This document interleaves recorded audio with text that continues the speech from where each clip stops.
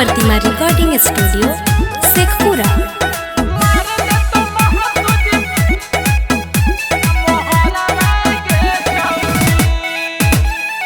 दिन दोपहर रह घूमो हकी गाँव के नहरा गे छौड़ी हे गे सोन।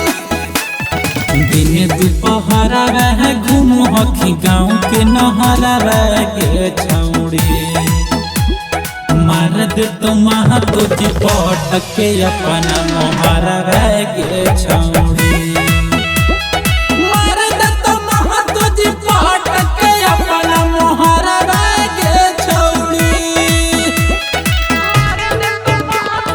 मिक्स बाय शैलेंद्र बाबू।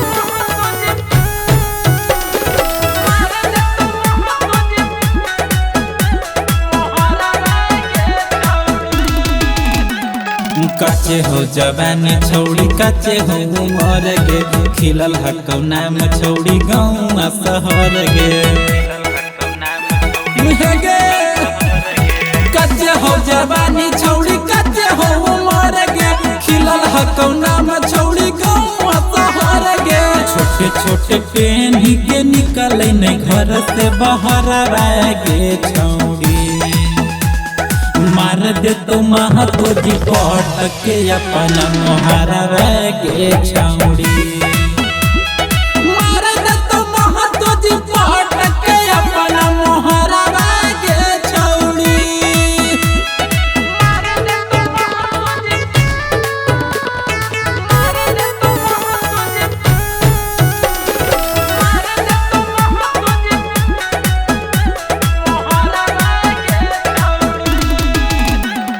रखो ही न छौड़ी के सीना पर ओढ़निया बड़ी उफाना मारो छौड़ी तोर जवनिया हे गे। रखो ही न छौड़ी के सीना पर ओढ़निया बड़ी उफाना मारो छौड़ी तोर जवनिया। सोनुआ शैलेंद्र से कर नहीं अब तू न खरा गे छौड़ी मार दे तो महा तुझी पटक के अपना मोहरा गे छौड़ी।